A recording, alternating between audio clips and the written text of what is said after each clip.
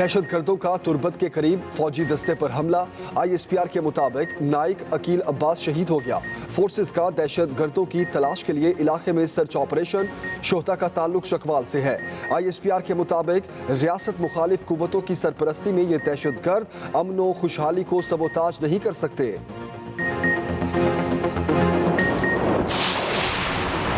बलूचिस्तान के इलाके मारवाड़ में सिक्योरिटी फोर्सेस की कार्रवाई। तर्जुमान CTD के मुताबिक 4 दहशतगर्द मारे गए, 6 फरार हो गए। दहशतगर्दों के कंपाउंड से कलदम तंजीम के जेर इस्तेमाल असलहा और गोला बारूद बरामद कर लिया गया।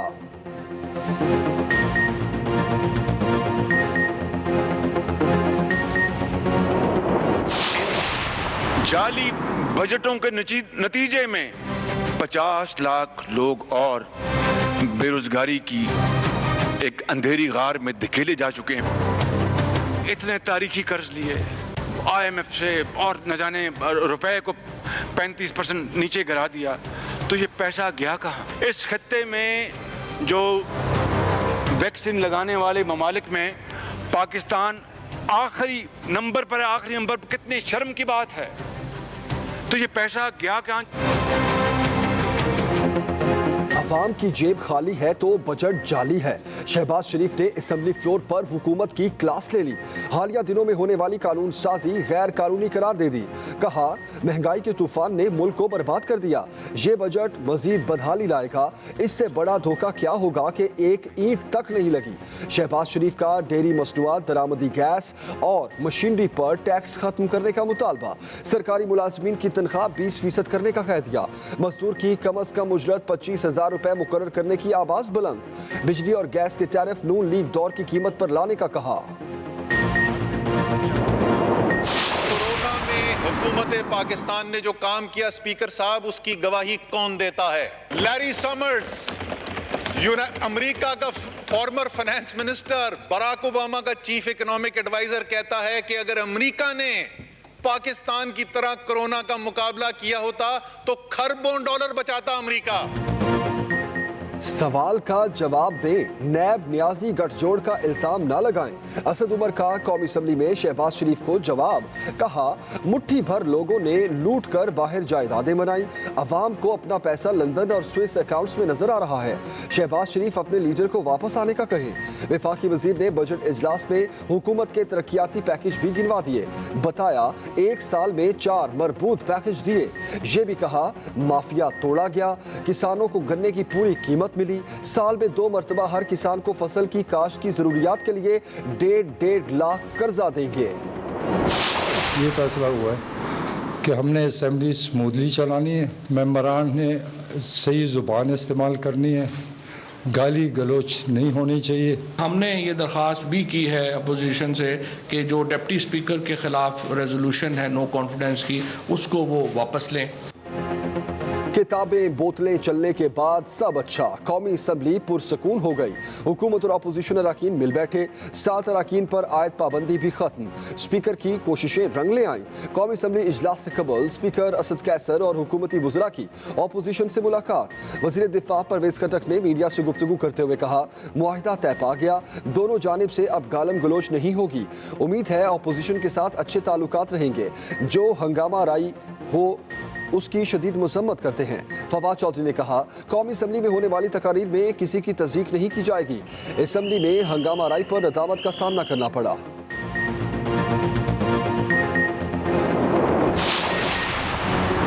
हुकूमत ने अपोजिशन को राजी कर लिया। हिज़्ब इख्तिलाफ ने डिप्टी स्पीकर के खिलाफ तहरीके अदम एतमाद वापस लेने का ऐलान कर दिया।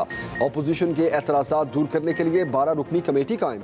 रहनुमा पीपल्स पार्टी राजा परवेज अशरफ कहते हैं हमने एहतजाजन डिप्टी स्पीकर के खिलाफ अदम एतमाद की करारदाद दाखिल की थी। कमेटी हमारे खदशात को देखेगी। उम्मीद करते हैं आइंदा हुकूमत ऐसा नहीं करेगी।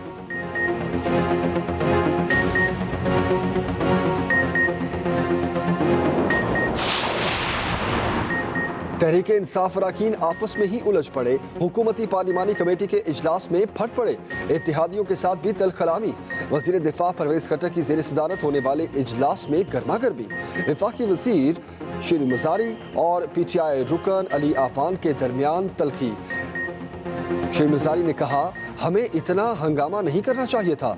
अली अवान ने जवाब दिया, मुखालिफिन हमारी खवातीन को गालियां दें, जख्मी करें तो क्या हम खामोश रहें? असलम खान ने कहा, इत्तेहादियों का रवैया मुनाफिकाना है। जवाब में GDA की सायरा बानो बोली, इत्तेहादियों से इतना ही मसला है तो खुलकर बताएं। अली मोहम्मद खान ने कहा, हमें तहम्मुल का मुजाहिरा करना चाहिए। फहीम खान बोले, जो अल्फाज इस्तेमाल हुए उस पर कोई गैरतमंद खामोश नहीं रह सकता। बलूचिस्तान और KP का बजट आज पेश होगा। खैबर पख्तूनख्वा का 1000 अरब रुपए से जायद के बजट में तरक्याती कामों के लिए 316 अरब 55 करोड़ रखे गए। ग्रेड 18 तक के सरकारी मुलाजमीन की तनख्वाहों में 25% इजाफा तजवीज़। बलूचिस्तान का 500 अरब रुपए से जायद का बजट सूबाई वज़ीर ख़जाना ज़ुर बलेदी पेश करेंगे। बजट खसारा 100 अरब तक रहने का इम्कान।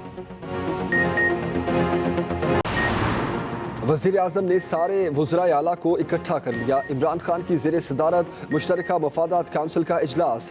इलेक्ट्रिसिटी पॉलिसी को हतमी शक्ल देने के लिए कमेटी कायम। पीर को दोबारा इजलास तलब। वज़ीर आला सिंध और KP वज़ीर आज़म हाउस पहुंचे। वज़ीर आला पंजाब और बलूचिस्तान की वीडियो लिंक के जरिए शिरकत।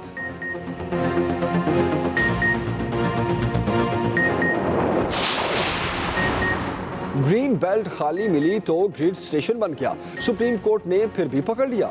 बड़ी अदालत का एक और बड़ा हुक्म। कराची के इलाके महमूदाबाद के ग्रिड स्टेशन को गैर कानूनी करार दे दिया। ग्रीन बेल्ट पर कायम ग्रिड को 2 माह में खत्म करने का हुक्म। चीफ जस्टिस ने रिमार्क्स दिए, ग्रिड स्टेशन ग्रीन बेल्ट पर कायम है। ग्रीन बेल्ट को कमर्शियल सरगर्मियों के लिए इस्तेमाल की इजाजत नहीं दे सकते। KMC को ग्रीन बेल्ट पर पार्क बनाने की हिदायत।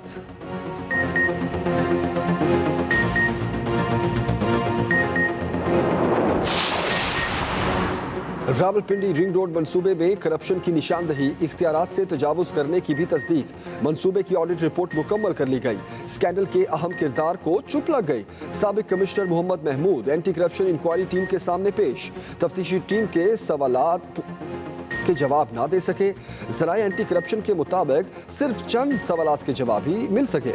मोहम्मद महमूद ने जवाबात के लिए मोहलत भी मांग ली।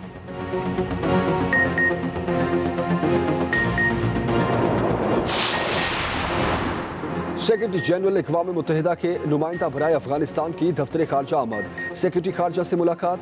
सुहेल महमूद ने कहा, अफगानिस्तान का कोई फौजी हल नहीं, सियासी हल ही आगे बढ़ने का वाहिद रास्ता है।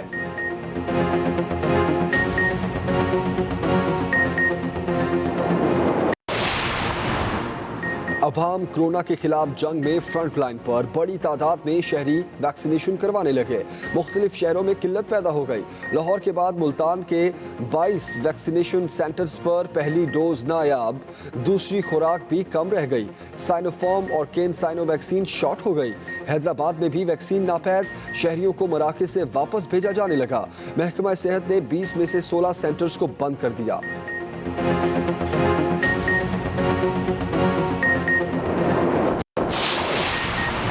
नई गाड़ी बुक कराकर फरोख्त करने वाले पर भी टैक्स लगेगा। सेनेट की कायमा कमेटी ने FBR की तजवीज़ की मंजूरी दे दी। FBR ने ओन मनी पर 50,000 से 2 लाख रुपए तक टैक्स लगाने की तजवीज़ दी थी।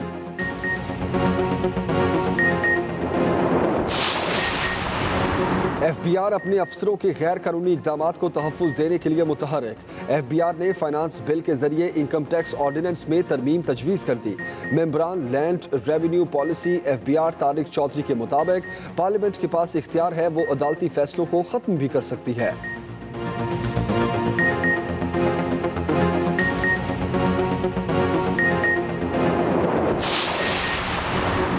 बजट के साइड इफेक्ट्स। ग़िज़ाई अशिया पर टैक्स की शरह में रद्दोबदल। आटा, चीनी और डेयरी मसनूआत के सारिफिन पर 120 अरब रुपए से जायद का माली बोझ पड़ेगा। ज़राए शुगर मिल्स के मुताबिक चीनी पर सेल्स टैक्स के नफाज से सारिफिन को 44 अरब रुपए मजीद देना होंगे। 10 रुपए फी किलो कीमत बढ़ जाएगी। फ्लोर मिल्स एसोसिएशन का कहना है, टर्नओवर और सेल्स टैक्स बढ़ने से आटा फी किलो 5 रुपए महंगा होगा। ज़राए डेयरी एसोसिएशन ने भी सेल्स टैक्स से सारिफिन पर सालाना 6 अरब रुपए के इजाफी बोझ की खबर दी थी। हमजा शहबाज की बजट पर लंबी तकरीर। ऑपोजिशन लीडर पंजाब असेंबली की तनकीद। कहा 3 साल होने को हैं, हुकूमत की क्या कारकर्दगी है। हुकूमत ने वो कुछ किया जो IMF का तकाजा भी नहीं था। ये तो 90 दिनों में सब ठीक करने का वादा करते थे। इनके सरबराह IMF जाने से बेहतर खुदकुशी को समझते थे। आखिर में घुटनों को हाथ लगाकर सख्त शराइत पर कर्ज ले लिए। अब IMF के गुन गाते हैं। हमजा की तकरीर के दौरान बस कर दे का जुमला हुकूमती बेंचों ने कस दिया। स्पीकर ने हुकूमती बेंचों को खामोश करवा दिया।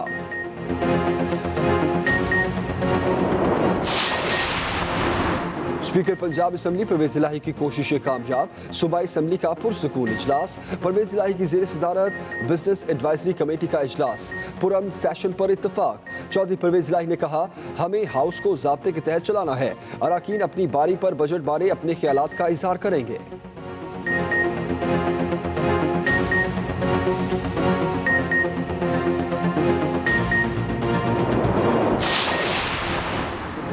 वज़ीर ख़ारजा शाह महमूद कुरैशी का दौरा तुर्की। इराकी हम मनसब से मुलाकात। शाह महमूद कुरैशी ने कहा, पाकिस्तान इराक से ताल्लुकात को इंतहाई कदर की निगाह से देखता है।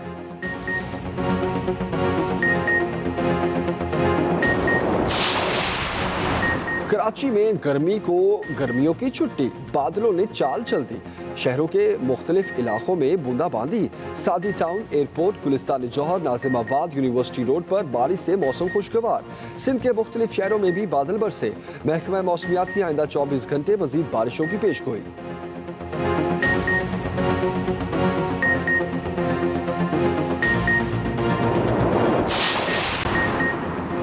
अर्तगल गाजी से फ्रॉड करने वाला फ्रॉडिया पकड़ा गया। लाहौर पुलिस ने टिकटॉकर काशिफ को अर्तगल के हीरो एंजन अल्तान की दरखास्त पर गिरफ्तार कर लिया। पुलिस के मुताबिक मुलजिम रिकॉर्ड याफ्ता है। घर से ब्लू लाइट और सब्ज नंबर प्लेट वाली गाड़ी भी बरामद। थाना रेसकोर्स में मुकदमा दर्ज। एंजन अल्तान ने बजरिया ईमेल IG पंजाब को दरखास्त भेजी थी। मुलजिम ने 9 करोड़ के जाली चेक और ड्राफ्ट बनाकर तुर्की भिजवाए। सियालकोट और लाहौर में फ्रॉड के 6 मुकदमे दर्ज हैं।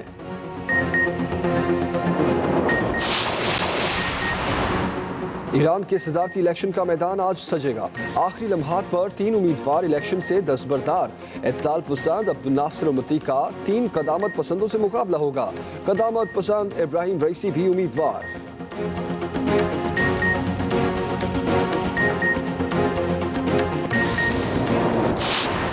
और दरियाए सिंध से भटकने वाली डॉल्फिन बचा ली गई। सक्खर की नहर से डॉल्फिन को सिंध वाइल्ड लाइफ के अमले ने रेस्क्यू किया। दोबारा दरियाए सिंध में छोड़ दिया गया।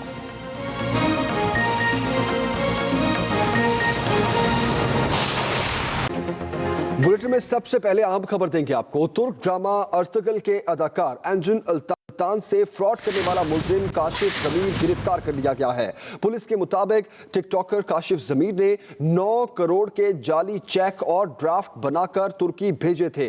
मुलजिम के खिलाफ तुर्क अदाकार की दरखास्त पर थाना रेस कोर्स में मुकदमा दर्ज है।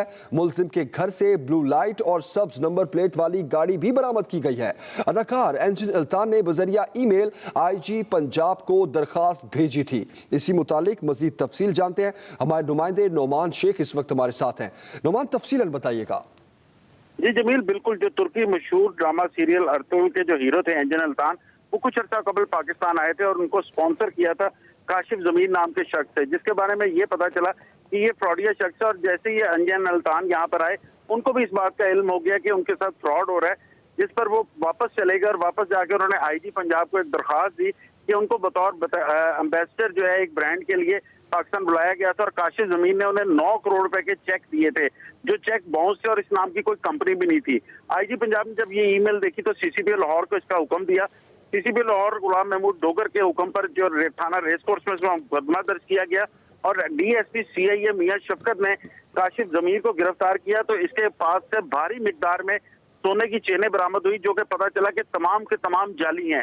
साथ साथ इसके घर में रेड से एक कार भी बरामद हुई, जिसपे ब्लू लाइट लगी हुई थी और सब नंबर प्लेट लगी हुई थी। इस मुलजिम से जब तफ्तीश की गई तो पता चला कि ये मुख्तलिफ इलाकों में जाकर कभी अपने आप को सरकारी अफसर शो करता है, कभी ये अपने आप को बहुत बड़ा बिजनेसमैन शो करता है और इसी तरह लोगों को जाली चेक देकर उनसे रकम बटोरता है और इनके साथ फ्रॉड करता है। इस मुलजिम के खिलाफ थाना सियालकोट में मुकदमा दर्ज है। अभी तक पंजाब भर में 6 मुकदमा जो है इसके खिलाफ दर्ज है, उनकी तफ्तीश की जा रही है। जबकि मजीद भी पुलिस की जानिब से कहा जा रहा है कि काशिफ जमीन ने अगर किसी के साथ फ्रॉड किया है तो वो फौरी तौर पर सीआईए पुलिस को इतला दे ताकि इसके खिलाफ मजीद कार्रवाई हो सके।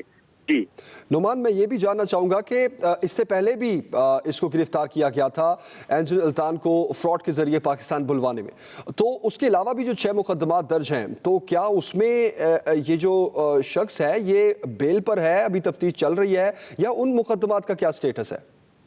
जी, इसके खिलाफ पहले थाना सियालकोट में फ्रॉड के मुकदमा दर्ज थे, जहां पर इसने कई लोगों के साथ तस्वीर कर लिया था और उसके बाद इस पर मोटरवे पुलिस की जानिब से भी मुकदमा दर्ज करवाया गया था, जिसमें इसकी जमानत हुई थी। इसके अलावा जो एंजल अल्तान थे, उन्होंने इसके खिलाफ जो पहले दरखास्त दी थी उसमें भी इसको गिरफ्तार किया गया था। तो इसने ये कहा था कि मैं बहुत जल्द इनके ड्यूज जो है वो क्लियर कर दूंगा, लेकिन जब वापस जाकर उन्होंने उस कंपनी को चेक किया जिसका ब्रांड एम्बेसडर उन्हें बनाया गया था, तो उस कंपनी का भी कोई वजूद नहीं था। इसके खिलाफ जो दीगर मुकदमात दर्ज है उनकी भी अभी तफ्तीश चल रही है। मुख्तलिफ मुकदमात इसके खिलाफ जो है थाना सब्जाजार की हदूद में भी इसके खिलाफ काफी दरखास्तें आई हुई हैं, जहाँ पे लोगों को इसने नौकरियों पर लगाने का झांसा देकर जो है उनसे पैसे बटोरे और उनको बाकायदा अपने जाली चेक भी दिए हुए, और जैसे ही उनकी जो डेट करीब आती है तो ये उनको और चेक देकर टाल देता है, क्योंकि इसका हुलिया ऐसा है कि इसने जाली चेन्स वगैरह पहनी होती हैं, तो लोग ये समझते हैं कि बहुत ही कोई अमीर आदमी है या कोई अफसर है। और इसके साथ साथ एक इसने अपना सिक्योरिटी गार्ड भी रखा होता था जिसके पास वायरलेस होती थी, जिससे ये साबित करता था कि ये कोई सरकारी अफसर है। तो ये पुलिस के मुताबिक जो अब तक तफ्तीश हुई है उसमें ये पता चला है कि बहुत बड़ा फ्रॉडिया शख्स है जिसने लोगों को करोड़ों रुपए के चेक बांटे हुए हैं, और अब इसके खिलाफ मुख्तलिफ दरखास्तें भी मौसूल होना शुरू हो गई, जिन पर मजीद मुकदमा भी दर्ज किए जाएंगे। नुमान शेख, आपने तफसीलन हमें आगाह किया, बहुत शुक्रिया आपका।